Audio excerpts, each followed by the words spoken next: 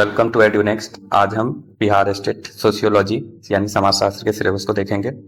तो इसमें हमारा जो पहला टॉपिक है वह सामाजिक परिघटनाओं का वैज्ञानिक अध्ययन है, जिसके अंतर्गत हमें पढ़ना है समाजशास्त्र का उद्भव, जिसमें हम लोग एक ब्रीफ आपको इंट्रोडक्शन दे देते हैं, जिसमें इंडस्ट्रियल रिवॉल्यूशन के बारे में हम लोग पढ़ेंगे, वैज्ञानिक क्रांति के बारे में पढ़ेंगे, विषयों के साथ उसका संबंध कि जो भी अर्थशास्त्र है उसका सोशियोलॉजी के साथ क्या संबंध है, या मनोविज्ञान है उसका सोशियोलॉजी के साथ संबंध क्या है। उसके बाद उनका दायरा और दृष्टिकोण, इसमें सोशलिस्टिक और फॉर्मलिस्ट स्कूल है उसके बारे में पढ़ेंगे। सामाजिक व्यवहार का विज्ञान और अध्ययन, वस्तुनिष्ठता, सोशल रिसर्च का ये पेपर है। उसके बाद विश्वसनीयता और वैधता उस की समस्याएं, वैज्ञानिक विधियां, वैज्ञानिक भाषा, उनके अर्थ, लक्ष्य, प्रकार, तत्व और विशेषताएं, आंकड़ों का संग्रह और विश्लेषण की अनुसंधान, डिजाइन तकनीकें, अभिवृद्धि, मापन, समस्याएं एवं पैमाने।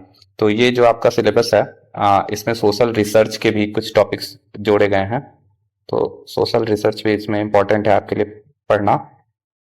उसके बाद सेकंड सेक्शन पे आते हैं हम। तो इसमें समाजशास्त्र में अग्रणी योगदान, तो इसमें आपको मुख्य रूप से पढ़ना है कौन कौन से थिंकर को। तो वो थिंकर हैं सैद्धांतिक शुरुआत, अगस्ट कॉम्ट हो गए इनके बारे में, प्रत्यक्षवाद, अगस्ट कॉम्ट, और विकासवाद, अगस्ट कॉम्ट का नाम यहाँ आ गया। उसके बाद Spencer, Herbert Spencer, LH. Morgan, ऐतिहासिक समाजशास्त्र, कार्ल मार्क्स के बारे में पढ़ना है, मैक्स वेबर के बारे में पढ़ना है, इनकी ब्यूरोक्रेसी की थ्योरी है, कार्ल मार्क्स की थ्योरी है, अलगाववाद की थ्योरी है इनकी, और क्लास इन इटसेल्फ और क्लास फॉर इटसेल्फ की थ्योरी है। पी.एस. सोरोकिन के बारे में पढ़ना है, प्रकार्यवाद के बारे में पढ़ना है, इमाइल डर्कहाइम के बारे में पढ़ना है, और जिनका आत्महत्या का सिद्धांत है। परेटो के बारे में पढ़ना है, जिनका सर्कुलेशन ऑफ ए लाइट का सिद्धांत है। पार्सन्स के बारे में पढ़ना है, जिनका एजिल मॉडल और स्ट्रक्चरल फंक्शनलिज्म का सिद्धांत है। उसके बाद आर के मर्टन, इनके ग्रुप की अवधारणा है, रेफरेंस ग्रुप। संघर्ष स्कूल, इसमें कौन कौन से थिंकर आते हैं, जैसे कि मार्क्सवादी कार्ल मार्क्स हो जाएंगे, गम्प्लोविच, डेहरनडॉर्फ और कोजर। समाजशास्त्र वृहद समाजशास्त्र, मध्यम श्रेणी का सिद्धांत, इसे मध्यम अभिसीमा का सिद्धांत भी कहा जाता है। नव प्रत्यक्षवाद के में कौन कौन से थिंकर आएंगे ये पढ़ेंगे। विनिमय का सिद्धांत, अंतरक्रिया, समाजशास्त्र में नवीनतम दृष्टिकोण, ये सब सिद्धांत आपको पढ़ने हैं। उसके बाद है हमारा अगला टॉपिक सामाजिक संरचना और सामाजिक संगठन। तो सामाजिक संरचना के प्रति अवधारणा और प्रकार के दृष्टिकोण, संरचनात्मक प्रकार्यवादी विचारधारा, वही थ्योरी ऑफ स्ट्रक्चरल फंक्शनलिज्म, जो कि समाज में किसी भी कार्य को एक प्रकार के रूप में देखता है, जो कि चीज़ों को कंस्ट्रक्ट करती हैं। उसके बाद है संरचनावादी विचारधारा, मार्क्सवादी विचारधारा। उसके बाद है सामाजिक संरचना के तत्व, व्यक्ति और समाज, सामाजिक अंतःक्रिया। उसके बाद सामाजिक समूह की अवधारणा और प्रकार और स्थिति और भूमिका। उसके बाद है उनके निर्धारक और प्रकार, सरल और जटिल समाजों में भूमिकाओं का आयाम, भूमिका संघर्ष। उसके बाद सामाजिक नेटवर्क, मूल अवधारणाएं और प्रकार, संस्कृति और व्यक्तित्व, अनुरूपता और सामाजिक नियंत्रण। तो किस प्रकार सामाजिक नियंत्रण को सोसाइटी इम्प्लीमेंट करती है, इसके कौन कौन से कुछ फॉर्मल इंस्टीट्यूशन है, कुछ इनफॉर्मल इंस्टीट्यूशंस है, इसके बारे में हम पढ़ेंगे। उसके बाद सामाजिक नियंत्रण के अभिकरण, वही फॉर्मल और इनफॉर्मल इंस्टीट्यूशन को पढ़ना होगा इसमें। अल्पसंख्यक समूहों की अवधारणा, बहुसंख्यकों के साथ उनका संबंध, और धर्मनिरपेक्षता बनाम एकीकरण, ये एक इम्पॉर्टेंट टॉपिक है आपके लिए। उसके बाद हमारा अगला जो टॉपिक है वह सामाजिक स्तरीकरण और गतिशीलता। तो सामाजिक स्तरीकरण जो है वो समाज का विभाजन है, उनके कार्य के अनुसार या उनके लिंग के अनुसार उसे स्तरीकरण कहेंगे। गतिशीलता मतलब होती है कि व्यक्ति की परिस्थिति में परिवर्तन, इसमें अंतरा पीढ़ी गतिशीलता होती है, अंतःपीढ़ी गतिशीलता होती है, जिसे हम आगे पढ़ेंगे। उसके बाद है स्तरीकरण की अवधारणा, परिणाम और प्रकार, असमानता और स्तरीकरण के आयाम, आधार, स्तरीकरण के अध्ययन के सैद्धांतिक दृष्टिकोण। उसके बाद है प्रकार्यवादी दृष्टिकोण, उसके बाद संघर्ष दृष्टिकोण, सामाजिक स्तरीकरण और सामाजिक गतिशीलता, संस्कृतिकरण और पश्चिमीकरण की अवधारणा। संस्कृतिकरण और पश्चिमीकरण की अवधारणा से रिलेटेड हैं। पश्चिमीकरण की अवधारणा से तो योगेंद्र सिंह रिलेटेड है, और संस्कृतिकरण की अवधारणा जो है वो श्री M.N. श्रीनिवास की अवधारणा है। उसके बाद है गतिशीलता के प्रकार, अंतर पीढ़ीगत गतिशीलता, ऊर्ध्वाधर बनाम क्षैतिज गतिशीलता, इसकी चर्चा मैंने पीछे की थी। उसके बाद गतिशीलता के बंद और खुले मॉडल, तो इसको हम देखते हैं। गतिशीलता के बंद मॉडल जैसे जाति हो जाएगा, जो कि कहा जाता है कि जाति कभी जाति नहीं, तो गतिशीलता का बंद मॉडल ये है। और खुला मॉडल हो गया वर्ग, क्योंकि व्यक्ति का वर्ग उनकी इकोनॉमिक परिस्थिति के अनुसार चेंज होते रहता है। उसके बाद है जाति व्यवस्था और उसका परिवर्तन, जाति के बारे में आर्थिक और सांस्कृतिक दृष्टिकोण, जाति व्यवस्था की उत्पत्ति। उसके बाद हिंदू और गैर हिंदू जातियों में असमानता, सामाजिक न्याय के मुद्दे, जाति गतिशीलता, अनुसूचित जाति और अस्पृश्यता।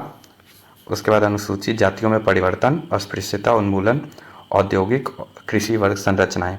तो इसमें आप अस्पृश्यता उन्मूलन में जो अधिकार, जो भी जैसे नागरिक संरक्षण अधिकार अधिनियम हो गया, इसके बारे में पढ़ेंगे। अनुसूचित जाति के बारे में पढ़ेंगे कि कब इन्हें ST का दर्जा मिला, जैसे 1931 का जो सेंसस हुआ था उसके बाद इनके लिए पहली बार SC वर्ड का प्रयोग किया गया, शेड्यूल कास्ट। उसके बाद हमारा अगला जो टॉपिक है वह है परिवार, विवाह और नातेदारी। इसमें डॉक्टर श्रीमती इरावती कर्वे का काफ़ी कार्य है, उसके बारे में उनको ज़रूर पढ़ना होगा। इसमें संरचना पढ़ेंगे परिवार की, पारिवारिक विवाह और नातेदारी के कार्य प्रकार, सामाजिक परिवर्तन और आयु और लिंग भूमिकाओं में परिवर्तन, विवाह, परिवार और नातेदारी में परिवर्तन के बारे में पढ़ेंगे। औद्योगिक समाज में परिवार का महत्व क्या है, इसके बारे में पढ़ेंगे। नातेदारी व्यवस्था में भिन्न और इसके सामाजिक सांस्कृतिक सहसंबंध के बारे में पढ़ेंगे। संयुक्त परिवार व्यवस्था के बारे में पढ़ेंगे, संरचनात्मक और कार्यात्मक पहलू संयुक्त परिवार के, उसे पढ़ेंगे। इसका बदलता स्वरूप और अव्यवस्था के बारे में हम पढ़ेंगे। उसके बाद हमारा अगला टॉपिक है औपचारिक संगठन। तो औपचारिक संगठन किसे बोलते हैं, जो कि औपचारिक रूप से इनकी स्थापना होती है किसी निश्चित उद्देश्य के तहत, किसी लक्ष्य को प्राप्त करने के लिए। तो औपचारिक और अनौपचारिक संरचना और संगठनों के तत्व में पढ़ेंगे। जैसे नौकरशाही है, एक औपचारिक संगठन है। उसके बाद इसमें शिथिलताएं और विशेषताएं पढ़ेंगे। नौकरशाही के सिद्धांत से मैक्स वेबर बहुत ही जुड़े हुए हैं, तो मैक्स वेबर का जिक्र इसमें आएगा, और ये पब्लिक एडमिनिस्ट्रेशन में भी काफ़ी पूछा जाता था ये सब्जेक्ट, नौकरशाही। उसके बाद है राजनीतिक विकास, राजनीतिक समाजीकरण और राजनीतिक भागीदारी के तरीके, लोकतांत्रिक और सत्तावादी रूप और स्वैच्छिक संगठन, यानी इसमें हम NGO और जैसे और इसी प्रकार के नागरिक समाज या नागरिक संगठन, इसके बारे में पढ़ेंगे। उसके बाद हमारा अगला टॉपिक है आर्थिक व्यवस्था। इसमें संपत्ति की अवधारणाएं, श्रम विभाजन के सामाजिक आयाम, श्रम विभाजन में इमानुएल डर्कहाइम का काफ़ी कार्य किया हुआ है। उसके बाद है विनिमय के प्रकार, पूर्व औद्योगिक और औद्योगिक, आर्थिक प्रणाली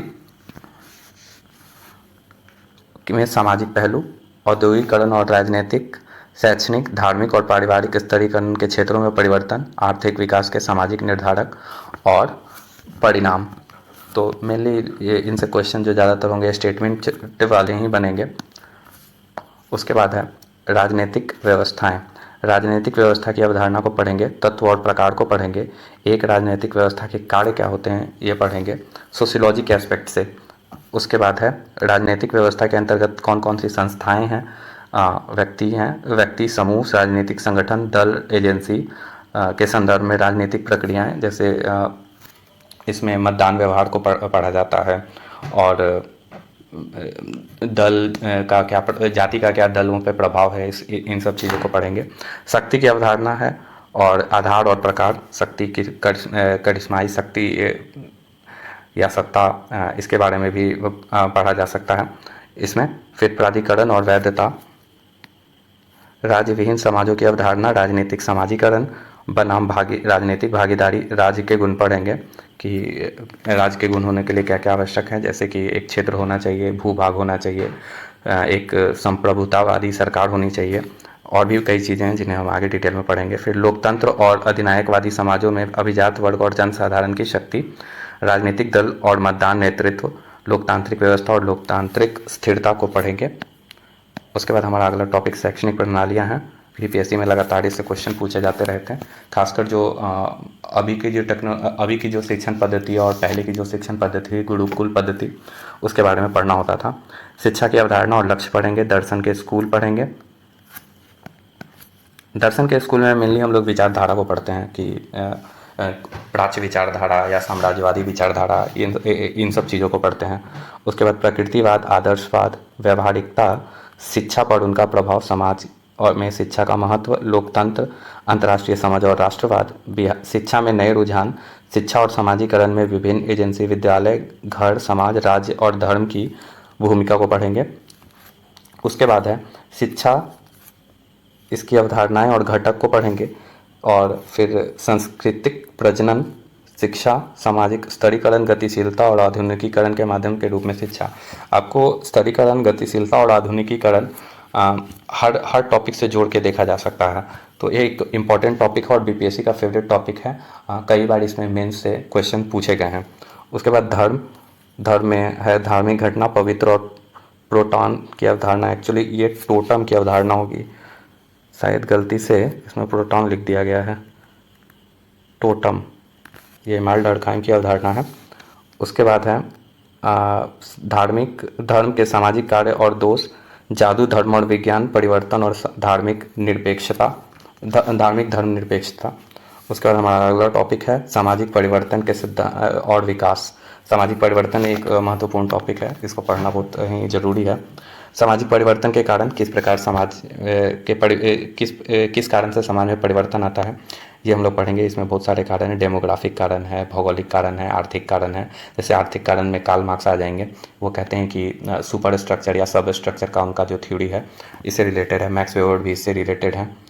उसके बाद है आर्थिक, जैविक और तकनीकी। सामाजिक परिवर्तन के सिद्धांत, विकासवादी, कार्यात्मक और संघर्षपूर्ण। सामाजिक परिवर्तन, आधुनिकीकरण और विकास, लोकतांत्रिकरण, समानता और सामाजिक न्याय, सामाजिक पुनर्निर्माण, अनुभाग। सामाजिक परिवर्तन और आधुनिकीकरण पढ़ेंगे हम। भूमिकाएं एवं संघर्ष पढ़ेंगे। युवा अशांति और अंतर पीढ़ीगत अंतर, ये जनरेशन गैप को यहाँ पे कहा जा रहा है, जनरेशन गैप को पढ़ेंगे। फिर उसके बाद है महिलाओं की बदलती स्थिति, यह इंपॉर्टेंट है। सामाजिक परिवर्तन और परिवर्तन के प्रतिरोध के प्रमुख स्रोत, पश्चिमी सुधार आंदोलनों का प्रभाव। इसमें हम लोग मेनली रेनेसां पीरियड पढ़ेंगे, पुनर्जागरण का काल, वहीं से क्वेश्चन बनते हैं ज़्यादातर इसमें। उसके बाद या फिर ऐसे तो जो नागरिक अधिकार आंदोलन यूएसए में हुआ, ऐसे बहुत से टॉपिक्स हैं, लेकिन ज़्यादातर इसमें रेनेसां वाले जो थिंकर्स थे उनको ज़्यादातर पूछा जाता है। उसके बाद सामाजिक आंदोलन को पढ़ेंगे। और उसके बाद आंदोलन और क्रांति में क्या अंतर है, ये सब टॉपिक भी इन्हीं से रिलेटेड है। फिर औद्योगिकीकरण और शहरीकरण, दबाव समूह पढ़ेंगे। नियोजित परिवर्तन के कारण, इसमें नियोजन पढ़ेंगे। प्लानिंग, वही प्लानिंग जो हम लोग इकोनॉमिक्स में पढ़ते हैं। पंचवर्षीय योजनाएं पढ़ेंगे। विधायी या कार्यकारी उपाय पढ़ेंगे। संरचनात्मक विरोधाभाग और टूट फूट पढ़ेंगे। वर्तमान सामाजिक बुराइयां, भ्रष्टाचार, भाई भतीजावाद, तस्करी व काला धन जैसे टॉपिक्स इसमें कवर करेंगे। फिर है भारतीय समाज। तो भारतीय समाज में पारंपरिक हिंदू सामाजिक संगठन की विशेषताएं, युगों युग से सांस्कृतिक गतिशीलता, भारतीय समाज पर बौद्ध धर्म, इस्लाम और पश्चिम का प्रभाव, निरंतरता और परिवर्तन के साथ। तो इसमें मेनली हम पारंपरिक हिंदू समाज संगठन के जो भी घटक होते हैं, जैसे संयुक्त परिवार हो गया,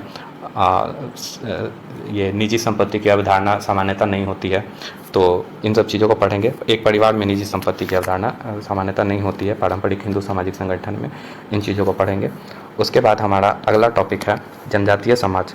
तो भारत में प्रमुख जनजातीय समुदाय कौन कौन है, उनकी क्या क्या प्रथाएं हैं, विशेषताएं हैं, इसको पढ़ेंगे। जैसे कहीं बहुपत्नी प्रथा है, कहीं बहुपति प्रथा है, तो इसको पढ़ेंगे।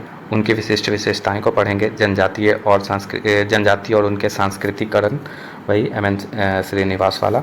फिर एकीकरण का मामला, बिहार में जनजातियों की समस्याएं पढ़ेंगे, सामाजिक, आर्थिक और राजनीतिक। और जनजातीय आंदोलन, तो बिहार में जनजातियों की जो समस्याएं हैं, तो आपको इसमें बिहार की जो डेमोग्राफी है उसमें जनजातियों की उससे भी पूछा जा सकता है क्वेश्चन। उसके बाद जनजातीय आंदोलन में वही आपका बिरसा मुंडा आंदोलन, ताना भगत आंदोलन, जिसकी चर्चा आगे की गई है। ताना भगत आंदोलन, बिरसा आंदोलन, झारखंड आंदोलन, जिससे झारखंड एक अलग राज्य के रूप में स्थापित हुआ। फिर जनजातीय विकास, में उनका महत्व, ये पढ़ेंगे। उसके बाद हमारा अगला टॉपिक हो जाएगा जनसंख्या गतिशीलता, जनसंख्या वृद्धि, भाई डेमोग्राफी को पढ़ेंगे, जिसमें जनसंख्या वृद्धि का सिद्धांत, माल्थस का सिद्धांत, ये बहुत इंपॉर्टेंट है, 70th बीपीएससी में इससे क्वेश्चन आया था। उसके बाद है